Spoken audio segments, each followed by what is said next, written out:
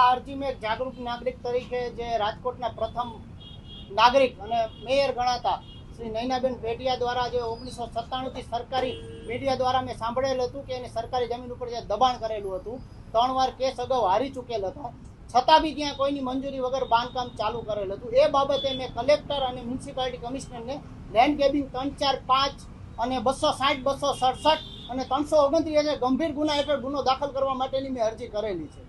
આ બાબતે મેં વારંવાર મારી સોસાયટીમાં બી અનલીગલ બાંધકામની વારંવાર રજૂઆત કરેલું હોવા છતાં બી કોઈ અધિકારી દ્વારા કોઈ પણ એક્શન કોઈ પણ જાતના દબાણ હેઠળ લેતા નથી.